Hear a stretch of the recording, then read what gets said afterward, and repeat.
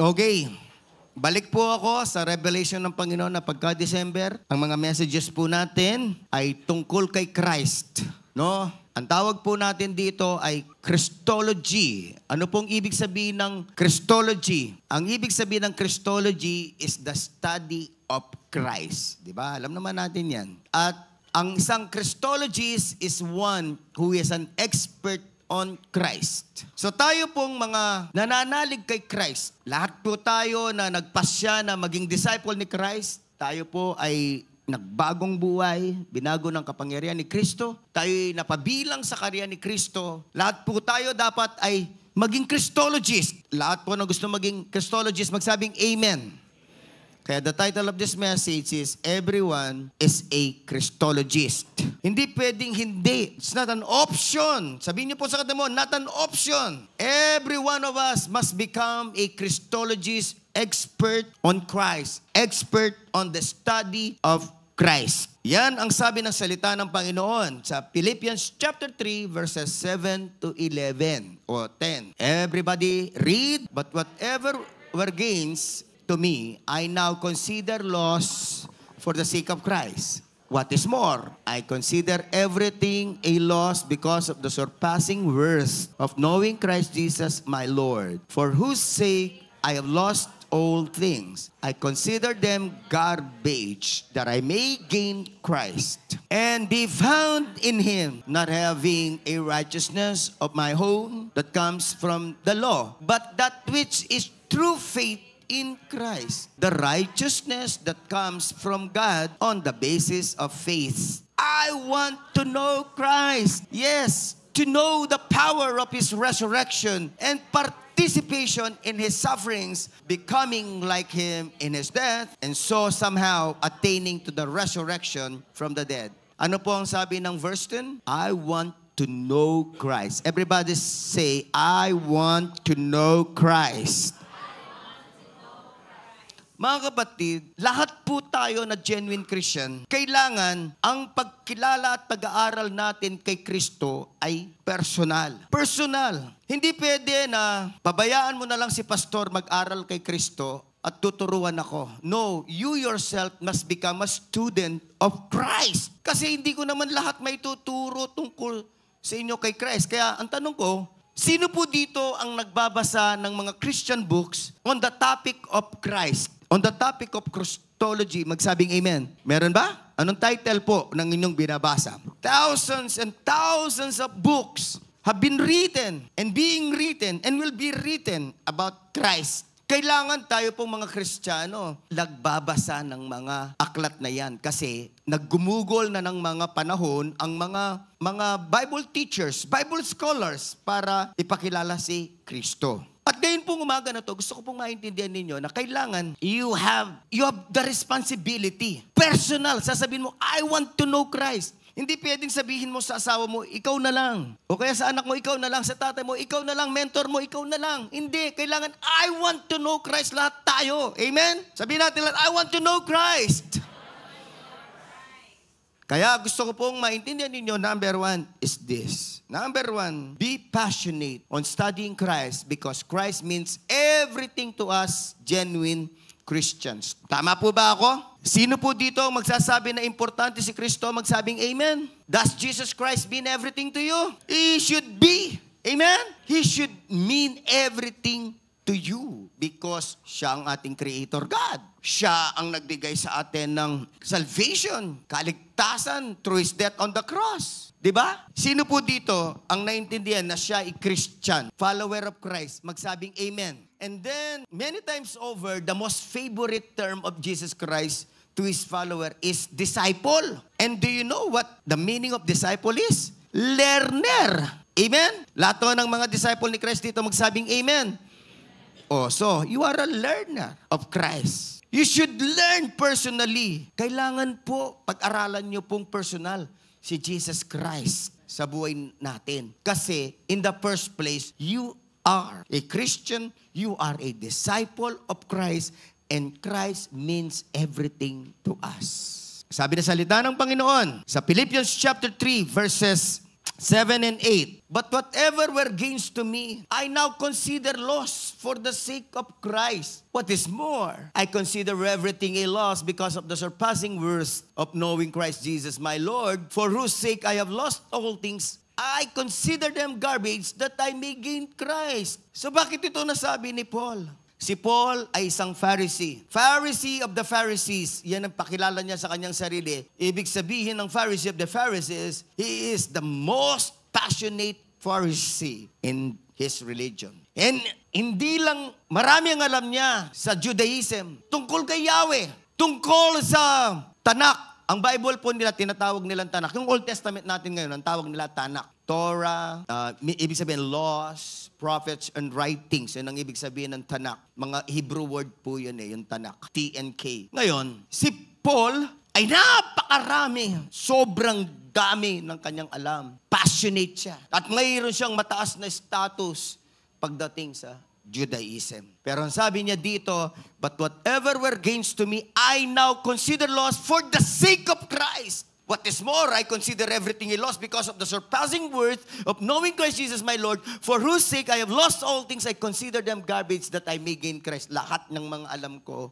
garbage. Nakita niya ng kaalaman tungkol kay Kristo ay I consider everything a loss because of the surpassing worth knowing Christ Jesus my Lord. Surpassing worth. Ibig sabihin, yung worth, yung halaga, napakatindi. Surpassing worth kesa sa mga alam niya dati. Kinoconsider na niyang garbage. Philippians chapter 3, verse 8, ISB. Babasahin ko po ito sa iba't ibang mga versions and translations for better and deeper understanding. What is more, I continue to consider all these things to be a loss for the sake of what is far more valuable. Far more valuable. Amen? Far more valuable daw ang kanyang knowledge kay Christ, knowing the Messiah Jesus. Alam ko po, ang bawat isa sa atin ay mayroong passion for something. Sino po dito, na kapag ka meron kayong passion for something, you read, you watch,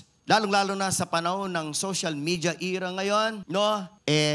Yan ang parating yung tinitingnan. Ngari, pagka mahilig ka ng basketball, anong parating mong titingnan? NBA, PBA, di ba? Again, I'd like you to understand this. Ang social media history mo, ang magsasabi kung ano ang passion mo. Do you know that? Pairam mo sa akin ang phone mo, 5 minutes, sasabihin ko na sa'yo kung ano ang passion mo. Sino po magpapairam ng cellphone sa akin? Kailangan harapin niyo po yung katotohanan na yon. Kasi yung iba, hindi naiintindihan. Kung ano ang matindi mong binibigyan ng oras, lalong-lalo na sa cellphone, sa social media mo, yun ang passion mo. Yun ang laman ng puso at isip mo. Pero kanina, sinasabi natin, laman ng puso natin at isip natin, si Jesus Christ. Yung totoo na kinanta niyo kay Jesus, magsabing amen.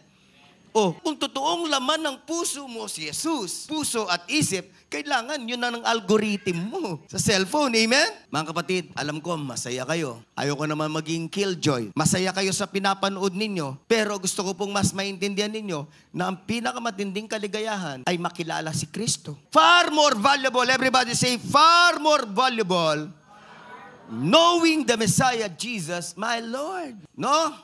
Gusto natin na mapag-aralan ang maraming mga knowledge, facts, informations. Panahon na ito ng mga information, kaya ang tawag ngayon ay information mania, di ba? Pero sabi na salita ng Panginoon, far more valuable ang pagkilala at pag-aaral kay Kristo. Lahat na naniniwala sa Philippians 3:8, magsabing amen. Far more valuable ito sa pinag-aaralan mo, kapatid. Pinag-aaralan mo. Hindi ko sinasabing hindi importante yan pagka nag-aaral ka tungkol sa linya mo, sa trabaho mo, sa hobby mo. No. O kaya sa yung mga youth, daming pinag-aaralan, maraming tinitingnan. Nag-uubos pa ng maraming oras sa computer game. Pero Jesus Christ is far more valuable di ba? Amen pa, mga youth? Amen? Hindi na po magbabago ang Bible. Yan ay nakasulat. Webster's Bible Translation. Ganito ang kanyang rendition. Yes, doubtless. Everybody say doubtless. Wala daw kaduda-duda. Doubtless And I count all things to be lost for the excellence of the knowledge of Christ Jesus my Lord. Excellence daw yon. For the excellence, kailangan daw yung ating knowledge of Jesus Christ maging excellent. No? For the excellence of the knowledge of Christ Jesus my Lord. If there is one thing na kailangan mag-excel ka, in your knowledge of Christ. Hindi sa knowledge mo na ibang bagay lang. Okay, if you want to excel sa iyong interest, lalong-lalo na sa iyong career, sa iyong business, sa iyong pag-aaral, okay. Pero kailangan, kapatid, huwag mong kakalimutan, mag-excel ka in your knowledge of Jesus Christ. For whom I have suffered the loss of all things and do count them to be dung, that I may gain Christ. Sabi niya, alam niyo kung anong ibig sabihin ng dung? D-U-N-G? Sino po nakakalam? Magtas ng kamay. Wala ho. Ang ibig sabihin po nito, dung, dumi. Yung nilalabas mo mula sa pagkain. Dumi po yan. Pieces, opal, ang ibang translation po niyan sa ibang translation ng Bible. So, comparison lang, no? Sabi rito, kino-compare ni Paul yung kanyang knowledge of Judaism, knowledge of yung kanyang Old Testament. Sabi niya, dang lang. Sobrang tindi ang metaphor na to. Amen? Sobrang tindi. Na ang kanyang kaalaman sa ibang bagay, consider, i-compare mo sa kaalaman kay Christ, ay nagiging dang lang. Ang dang, hindi lang sa walang kwenta, kundi ito ay dumi na ayaw natin sa buhay natin. Sino po dito nag-iipon ng dang? Sino dito na kapag kayo ay nagdumi, ay iniipon nyo sa arenola at pagkatapos ay inyo pong iniipon sa kwarto nyo? Meron po bang ganun? Wala Di ba? Anong ginagawa natin sa dang natin? Siyempre, ipa-flash mo na kaagad. Ayaw mo yan. Mabaho yan. Marumi yan Di ba? Mga kapatid, dito sinasabi na salita ng Diyos na kailangan ang pinaka-number 1 natin na kinikilala. Passion, yung pagkilala natin kay Jesus. NLT, New Living Translation. Ganito ang sabi. Everybody read. 1, 2, 3, go read. Yes. Everything is worthless when compared with the infinite value of knowing Christ Jesus my Lord. For His sake, I have discarded everything else, counting it all as garbage so that I could gain Christ. Sabi niya, everything else is worthless. Walang halaga yung iba. Ano pa yung sabi niya? Everything else is worthless when compared with the infinite value of knowing Christ Jesus my Lord. So lahat ng malalaman natin kay Jesus Christ ay may infinite value. Pagka sinabing infinite value, walang katapusan na halaga. Lahat po ng mga knowledge natin dito sa mundo may finite value. Earthly lang Di ba? Finite. Panglupa lang. Pero yung knowledge mo kay Christ, infinite ang value. Lahat to naintindihan na magsabing amen. So everything you study about Christ, anything that you learn about Christ has infinite value. Mga kapatid, ganun katindi ang knowledge kay Christ. Ganun siya kaimportante, lalong-lalo na sa ating disciple or learner ni Christ. The Amplified is like this. But more than that, I count everything as loss compared to the priceless privilege and supreme advantage of knowing Christ Jesus, my Lord. Grabe, priceless privilege. To know Christ is a priceless privilege. Walang katumbas na halaga. Supreme advantage. Everybody say, supreme advantage. Maraming advantage ito sa iyo. Lalong-lalo na sa iyong pananampalataya. Lalong-lalo na sa iyong pamumuhay bilang totoong learner, disciple ni Christ. Tama ba? May supreme advantage. Lahat to naniniwala na may supreme advantage. Ang pagkilala kay Jesus, ang pagdami ng pag-unawa kay Kristo, pagkaalam kay Kristo, magsabi ng malakas na amen. Everybody say priceless. Everybody say supreme. So mga kapatid, ganyan po natin tratuhin ang pagkilala kay Kristo, kagaya ni Paul. It is a priceless privilege and it is a supreme advantage of knowing Christ Jesus my Lord. Sabi niya doon sa open parenthesis, ganito po parating amplified, meron po siyang explanation. Sabi doon, and of growing more deeply and thoroughly acquainted with Him. A joy unequaled. Grabe, sabi natin lahat, a joy unequaled. Walang kapantay. Hindi mapapantay ang kaligayahan. Yan po ba ang ating nararamdaman? Na ang pagkilala at pagdami ng kaalaman kay Kristo ay walang kapantay na kaligayahan? If your passion is Christ, mararamdaman mo yun. But if you're not passionate about Christ, you won't feel the joy of knowing Christ more and more. Joy unequaled. And I pray and declare, lahat po tayo mga kapatid dito, magiging joy unequaled ang pagkilala, ang pag-aaral, ang paglago, at paglalim ng ating pagkakilala kay Kristo. At lahat ay magsabi ng Amen.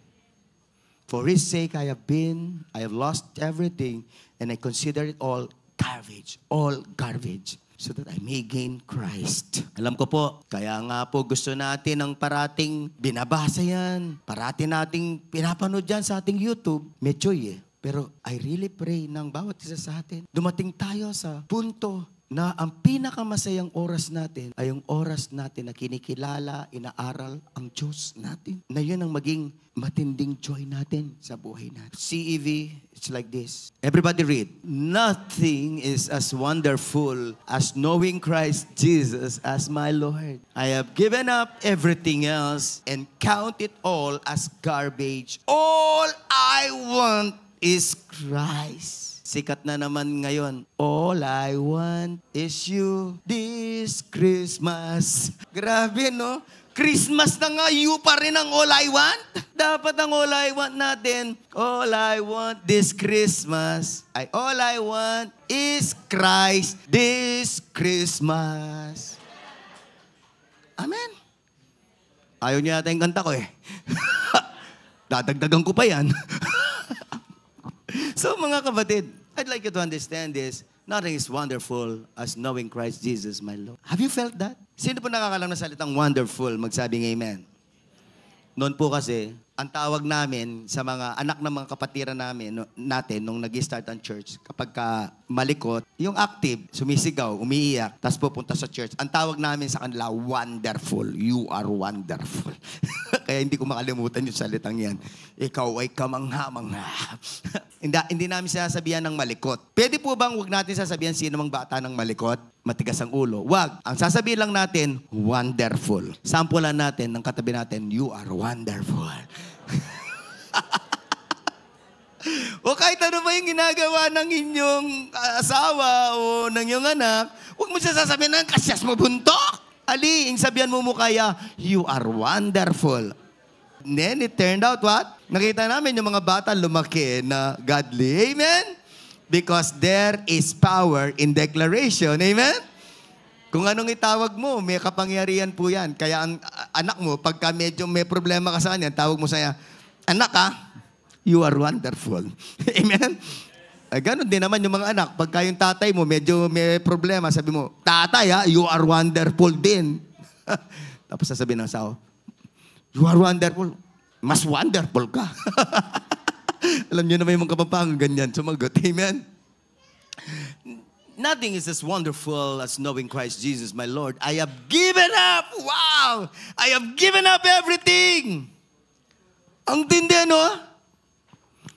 Kadalasan kasi, maraming mga Christians, ang ginigive up, devotion.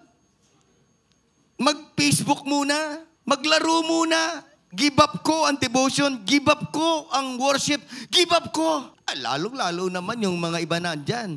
Nakakita lang ng gwapo, give up na ang pagkakristyano. Diba? Pero si Paul, iba, I have given up everything else and count it all as garbage. All I want is Christ. Nagre-rema ba, kapatid? That you must give up. Hindi man ako nagsasabi. Ang Biblia naman I have given up everything else. Please give up everything else. Now, kukuha ng time mo in knowing Christ and having an intimate relationship with God, especially in this last day. Give up everything else. Yan ang nakasabi sa salita ng Diyos. Yung iba, pagka magpapasko na, hindi mo na makikita sa church, sa care group. Bakit? Christmas party na, pastor.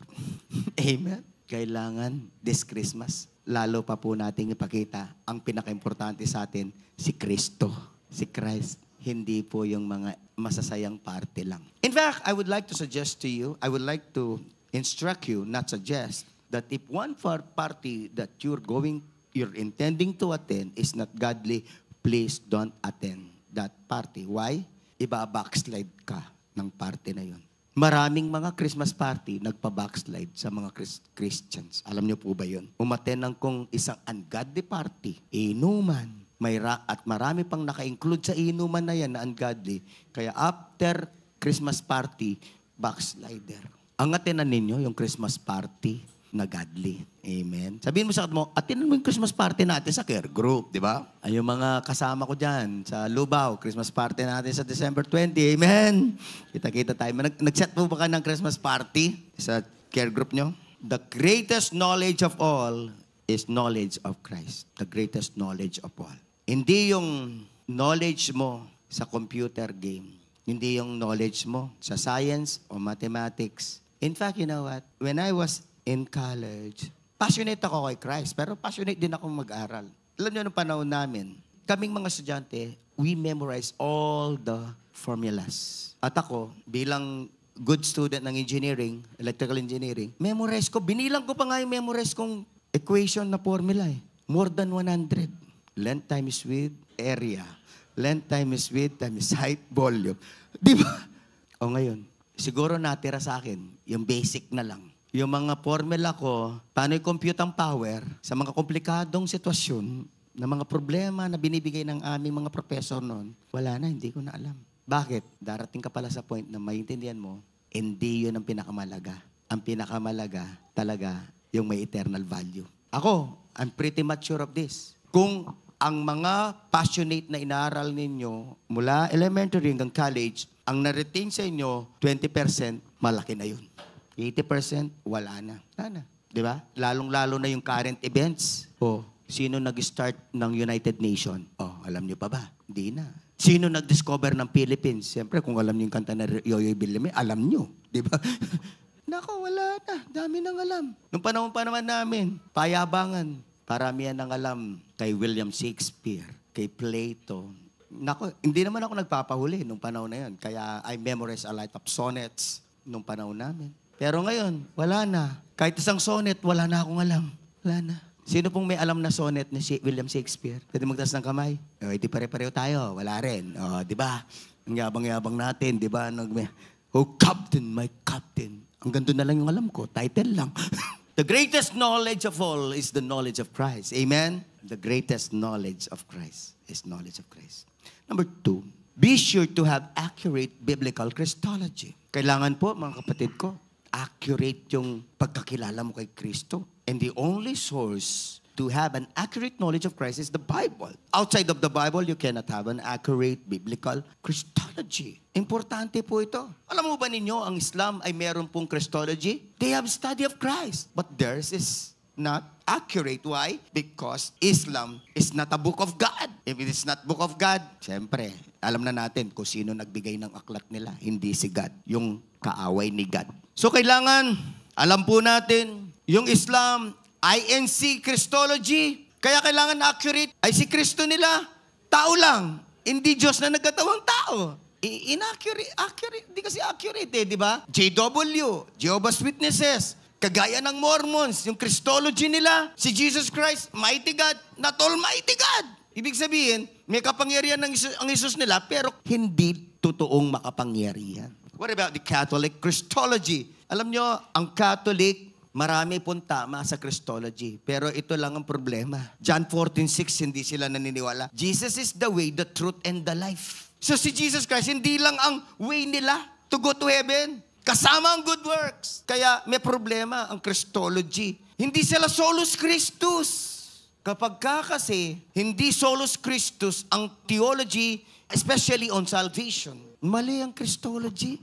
Mahina ang Kristo ng Katoliko. Bakit? Faith alone in Christ does not save sa kanila. Kaya sobrang hina ng Kristo ng Katoliko. Kailangan tulungan si Kristo. Gumawa ng mabuti. Tulungan. Para maligtas ka, tulungan mo naman si Jesus. Magpakabait ka naman. Kumuha ka ng pagtulong. Ang hina ng Kristo nila. Amen? Sino po dito sapat na ang pananampalataya kay Kristo para pumasok sa langit? Magsabi na malakas na amen. Kaya kailangan accurate yung ating Christology. And I have a lot of list. Marami pa yan, na marami pang mga iba't ibang reliyon. Kaya mga kapatid, kailangan, paano magiging accurate ang ating Christology? Kailangan kilalanin si Kristo. Aralin si Kristo, di ba? Kailangan aralin si Kristo. Aralin si Kristo, dapat biblical, accurate biblical. Kasi alam nyo, in the last days, sabi ni Jesus, false Christ will come. Letter A, punta tayo sa false Christ have been here and more will come to deceive. Matthew 24, verses 4 to 5, the Word of God says, and Jesus answered them, see that no one leads you astray. Sino po dito ang tinitiyak na hindi siya madadaya? Magsabing amen. Yung nakasabi, sabi ni Jesus, see that no one leads you astray. For many will come in my name. Hindi lang niya sinabing some or a few will come, but many will come in my name, saying, I am the Christ, and they will lead many people astray. Wow. Tayo sa Pilipinas, marami ng mga nagsabi ng I am the Christ. At ngayon, yung isa nakakulong na. Diba? Pero alam nyo, hindi pa rin mawala sa paniniwala ng kanyang mga 7 million followers. Alam nyo ba, sabi ni Kiboloy, may 7 million followers siya. Pero imagination lang daw niya yun. Yung 7 million na yun. Di totoo yun. O yun. Sabi ni Kiboloy, I am the Christ. Hindi kayo maliligtas kung di kayo dadaan sa akin. Di ba? Sino nakarinig ng mga pangangaral ni Kiboloy na yan? Magsabing amen. Eh ngayon, sumisikat ang mga yan kasi nga nakakulong na yung false Christ na si Kiboloy. Alam niyo po ako kasi, kung kilala niyo ako, lalo na yung mga matagal na nag-attend sa church, hindi po ako natatakot na i-expose ang mga false Christ para hindi madaya ang mga tao. Pero yung maraming pastor takot. Di, pastor, i-preach mo na lang si Christ, wag na yung false Christ. Ano? Nakasabi sa salita ng Diyos yung mga false Christ dapat ipakilala din sila para hindi sila sundin ng mga tao at pakinggan ng mga tao. Sabi niya, ang teaching niya daw, sa mga babae na ni-rape niya o pinagsamantalahan niya na pinapapunta sa kanyang kwarto, di ba? Sino po dito nagsusubaybay sa kwento? Ako po kasi sinusubaybayan ko yan Alam nyo, yung mga 12, 13, 14 na pinapunta niya sa kwarto niya para gawan ng karumal-dumal. Alam nyo na yon. Amen? Sabi mo sa kata mo, rated R. Hindi, rated 13. R13 ito. O ngayon, sasabihan niya sila. Meron siyang grupo magsasabi, hindi, ang paglilingkuran mo ay ang Diyos, si Kristo. At sasabihin niya sa mga ginalaw niya, ikaw ay malinis. Nakipagsiping ka kay Kristo. Ha? Tapos yung mga followers niya, naniniwala pa rin sa kanyang aral. Grabe. Yung tunay na Kristo, hindi nakipagsiping kahit kaninong babae. Walang naging girlfriend, walang naging asawa. Kaya okay lang na walang maging boyfriend at girlfriend. Bakit ayaw niyo pumayag? Okay lang na walang asawa. Pero please, do not ever misunderstand me. Pastor, gusto mo ba wala kaming asawa? Hindi ko sabi yan, Gusto ko nga sa totoo lang, alam niyo ako bilang pastor, gusto ko yung mga youth natin mag-asawa, pero sana mapangasawa nila, taga-church na rin. Amen? Anyway, grabe false Christ. Ang daming false Christ. At hindi lang si Kibuloy. Marami pa po na hindi lang sikat sa internet, pero sinasabi nilang sila si Christ sa Pilipinas. Ang sabi na salita ng Panginoon sa Matthew 24:24, everybody read the word of God. 1, 2, 3, go read. Many false Christ and false prophets will arise and perform great signs and wonders so as to lead astray, if possible, even the elect. Alam nyo, yung pong mga false Christ, false prophets, meron po silang ability na signs and wonders Kaya lang, hindi galing kay God yung kanilang signs and wonders. Galing yun sa demonyo. Kaya yun ang kailangang maintindihan ninyo. Yung mga tao kasi, naiengganyo sumunod sa isang tao o sa isang Kristo pagka nakagawa ng himala. Kaya sumikat yung mga iba't ibang mga banal na pag-aaral o yung iba-ibang mga nasa bataan. Ano ba yung bataan po doon na may krus? May sinusundan sila doon na hapong mapaghimala mga ganun. Kasi nga, ang mga tao, madali silang madaya pagka merong himala. Pero gusto ko sabihin ito sa inyo, kahit sino pang magpakilala na Kristo, kung siya ay false, yung kanyang miracle, galing sa demonyo. Amen? Ako po, glory to God lang, nag-pray sa mga may sakit, sa ibang bagay, nagkaroon ng himala. Pero kailanman, hindi ko sasabihin ako si Kristo. Ako po, si Ronaldo. Amen? Grabe. Nakapag-himala lang, Kristo na siya di ba? And I operate, kung ako'y magpe-pray ng himala, I operate in the name of Jesus and by the power of the Holy Spirit. Amen. And all glory will be returned, be given back to Jesus. Amen. Solid Deo Gloria. Amen. Solid Deo Gloria ho tayo Doon pa lang malalaman nyo na ang false Christ kapag inaangkin niya ang kalwalatian. So mga kapatid, gusto ko pong maintindihan ninyo, no? Sa huling kapanahunan, maraming mga false Christ at makikita ninyo gumagawa ng imalag. Di ba? Si Kiboloy kaya marami naniwala. Pahintuin ko! Pahintuin ko ang lindol na yan! Ang bagyo na yan! Kaya sabi ni Vice Ganda, sige, maniniwala ako sa'yo kung pahintuin mo ang traffic sa EDSA. Nag-aaway sila nun di ba? So mga kapatid, gusto ko po sabihin, the Bible is very clear. Jesus is very clear. In the last days, many false Christs will appear, will come. They will say, I am the Christ. May signs, may wonders. Pero kailangan kilala nyo ang totoong Kristo para hindi kayo madaya. At walang pwedeng magmayabang na hindi kayo madadaya. Please, huwag mong ipagyayabang na hindi ka pwedeng madaya. Bakit nadaya ang mga milyon-milyon ni Kiboloy? Bakit nadaya ang mga milyon-milyon ng INC? At alam nyo ba na isang araw, hindi ko na matatandaan sino magaling dito sa history, ang ating Supreme Court Justice, pinaka-chief, Iglesia ni Cristo. Sinong nakakalam? Sagutin nyo. Kay, Balume pa. Ay, pumabiyay kay kanita, siguro. Well, sabi ko na kaya kayo dati, balo tayo ngayon nalitan Ayun ibig sabihin nun, matalino, di ba? Pero mali ang kanyang Kristo, di ba? Kaya wag niyo po nating ipagyayabang na hindi tayo mamamali. Kaya kailangan para hindi tayo mamali, aralin natin si Kristo. Personal. Hindi lang yung, sabi ni Pastor, mali yan, false Christ yan. Sabi ni Pastor, true Christ yan. Hindi pwede. Dapat, I want to know Christ. I want to know Christ tayong lahat. Sabihin natin lahat, I want to know Christ. Pangalawa, bakit tayo mag-aaral ng accurate biblical Christology? Kasi nga, many antichrists are everywhere. Magkaiba po yan yung false Christ at antichrist. Yung mga false Christ, sila si Kristo. So lahat ng mga tungkol kay Kristo, inaangkin nilang sa kanila yon. Pero yung Antichrist, ang kaibahan, kontra lahat siya kay Kristo. Kaya ang tawag sa Antichrist, kontra Kristo. So si Kristo, hindi siya ang tagapagligtas. Hindi sa Diyos na nagkatawang tao. Si Kristo hindi makapangyarihan. Si Kristo, figment of imagination lang yan. Si Kristo, hindi siya historical Jesus. Alam niyo ba na that is the greatest argument of the atheist and the agnostic? Hindi nila kinikilala si Jesus, historical person who lived on earth.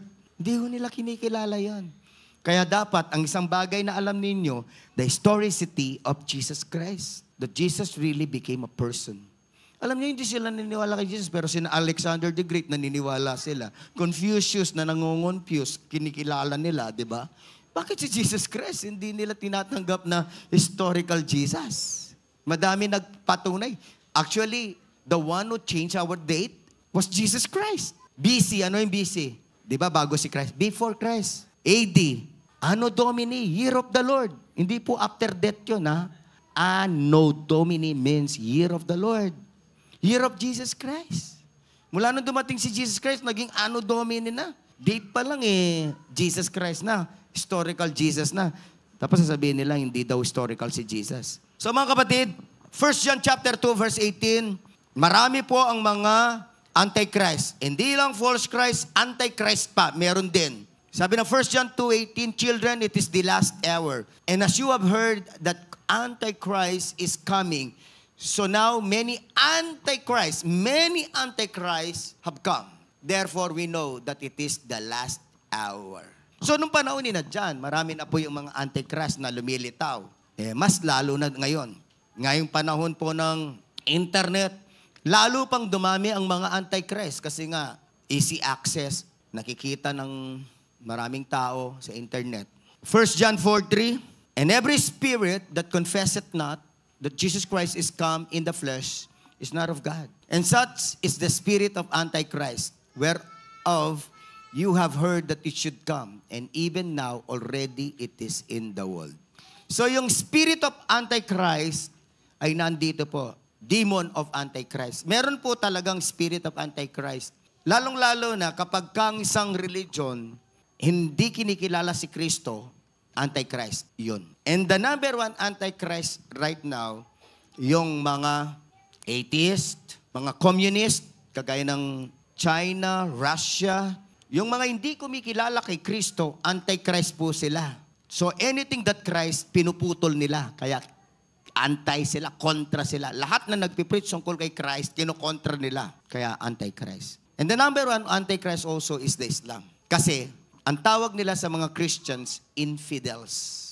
At nakasulat sa kanilang Quran na lahat ng infidels dapat patayin. Alam mo ba ninyo? Kaya nagkakaroon ng giyera sa Israel. Ang tawag po nila sa Israel, infidel. Kaya ginigiyera nila. Pero praise God, wala silang panalo sa bayan ng Diyos. Amen? Wala na. Naubos na lahat ng commander ng Hezbollah. Commander ng Hamas. Malapit na rin mamatay ang supreme leader ng Iran, di ba? Ano po? Patay na ho ba?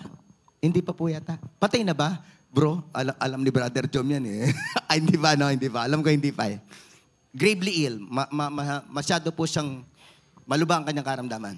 Oh. Ngayon, mga kapatid ko, lahat ng mga hindi kumikilala kay Kristo, nag-ooperate sa kanila the spirit of Antichrist. Kaya kailangan tayong aware dyan. 1 John 2:22. Who is a liar, but he who denies that Jesus is the Christ. So lahat to ng nagnidiwala, kaya alam po ninyo, we love Israel, but they deny Jesus is the Christ. Kaya nga po, liar sila eh. But we love them because they worship Yahweh. Kaya lang yung spirit of lying, the Antichrist is operating in them eh. This is the Antichrist, he who denies the Father and the Son, no? So, ang Antichrist daw po, i-deny yung Father, Yahweh, di ba? At i-deny yung Son. So, lahat ng nagdi-deny kay Jesus at sa Ama, Antichrist po yun. So, kailangan nating aralin. Huwag po tayong matakot sa mga nag-ooperate sa Antichrist. Because greater is He that is in us than he that is in the world. 1 John 4:4. Yung spirit ng mga Antichrist ay talo sa totoong Kristo. Amen po ba? Matindi po tayo. Si Kristo nasa puso natin. Number 3, I'd like you to understand about this being Christologists. We shall become stronger Christians in faith and in deed as our revelational knowledge of Christ increases. Ang ibig sabihin po nito, habang nag-i-increase, dumadami ang alam natin kay Kristo. Yung ating faith, lumalaki, nagiging stronger. Lahat to na gusto maging stronger ang faith kay Christ, magsabing amen.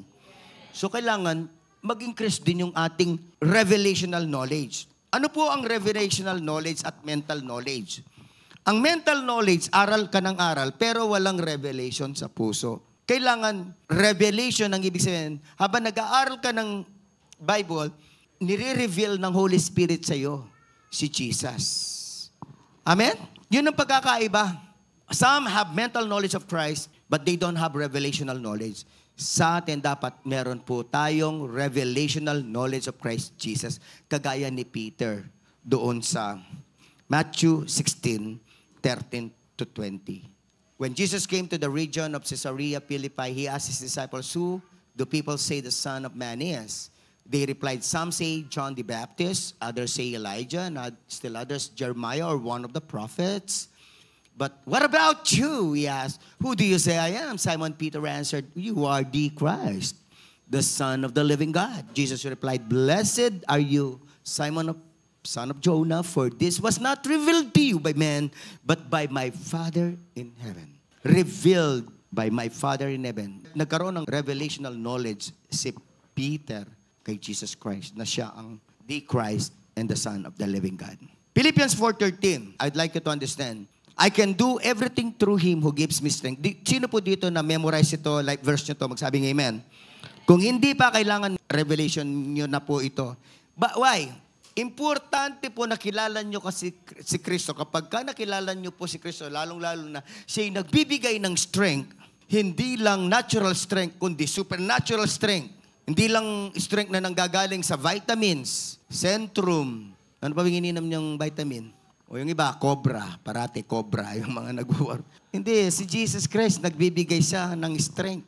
Kaya yun yan ang napakaintinding blessing natin kapag ka meron tayong Kristo.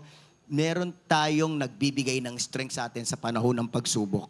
At ang mga pagsubok, hindi aalis. Parati nang may pagsubok. Sino po dumadaan sa pagsubok ngayon? Magsabing amen. So, kailangan nyo talaga ang Philippians 4:13, di ba? Kung alam mong in the future, dadaan ka pa ng pagsubok, kailangan alam mo ang Philippians 4:13. Hindi lang dapat si Steph Curry, no? Si Steph Curry kasi, hindi ng revelation niya dyan. Kaya si Steph Curry, alam niyo, Steph Curry, nung naglalaro sa basketball, kahit magaling siya, hindi siya natatanggap ng NBA. Hindi. Kasi nga, maliit lang siya. At nung nag-umpisa si Steph Curry, prone siya sa accident.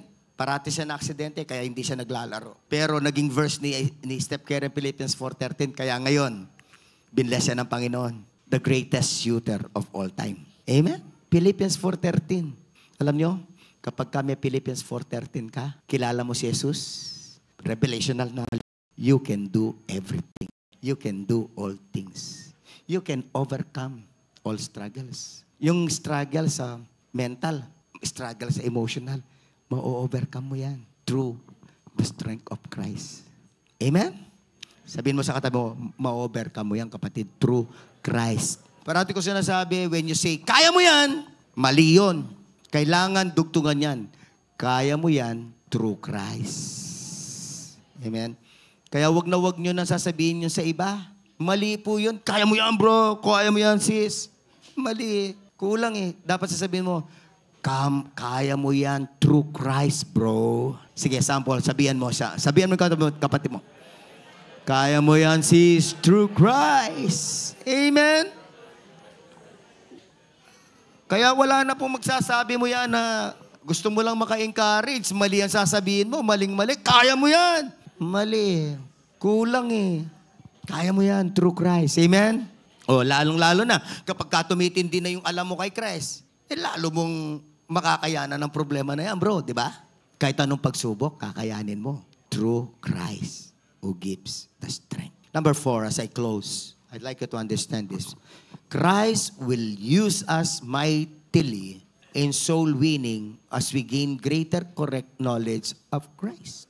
Alam nyo, isa pong reason, one of the reasons why Christians don't win souls, don't share Christ. Why? Yung knowledge nila kay Christ, hindi matindi. Konti lang. Natatakot. Pastor, baka tanungin ako eh. Kapag ka marami na po kayong alam tungkol kay Kristo, hindi na kayo matatakot kahit sino pong harapin ninyo. Kung lahat po tayo, lumalaki yung knowledge natin kay Christ, wala na tayong kinatatakutan na reliyon. Yung iba kasi, sinyaran mo ba yan? Hindi na, pastor. Bakit? Iglesia kasi. Ha? Sinyaran mo ba? Hindi. Pastor, kasi JW. Jehovah eh. Alam niyo, yung mga tayo kung sino sinisera natin, Katoliko. Katoliko ka ba? Ay, siseran kita. Sinyaran mo ba? Hindi. Bakit? Ateista, pastor eh. Ayaw. Wala daw Diyos. Wala daw Kristo. Paano ka magagamit ni Lord mightily? Alam niyo, glory to God, kung magagamit ka ng Panginoon sa mga taong may paniniwala na kay Kristo. Pero alam niyo, you will be used mightily and greatly kapag ka matindi ang knowledge mo kay Christ. Amen? Kaya si Paul, ginamit ng Lord, matindi. Hindi lang siya nagstay sa Jerusalem. Nagpunta pa siya ng Philippi, Galatia, Thessalonica, Roma. Lahat pinuntayan niya. Lalong-lalo na yung Roma. Against kay Christ. Pero pinunta niya. Why? Because he knew Christ very well. Amen? Sabi ng Matthew chapter 16, 13 to 20, I'll read it again. When Jesus came to the region of Caesarea Philippi, he asked his disciples, who do people say the Son of Man is? Ano sabi ng tao? Sino ako? Nagtatanong siya sa mga disciples niya. Ang sabi ng mga disciples niya, some say John the Baptist. Kayo daw po si John the Baptist na nabuhay. Others say Elijah. Powerful kasi si Elijah, di ba?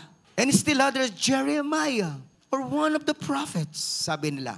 Lahat na nakikinig, masabing amen. Pero sabi ni Jesus sa kanila, but what about you? Sabihin mo sa katabi mo, tanong mo nga katabi mo, but what about you? What about you? He asked, who do you say I am? Who do you say I am? Kailangan, mga kapatid, alam natin ang Kristo natin. Para masabi natin kung sino ang Kristo natin sa ibang tao. Simon Peter answered, you are the Christ. Take note, the Christ. Kayo yung Kristo, Mesaya, tagapagligtas na iniintay namin.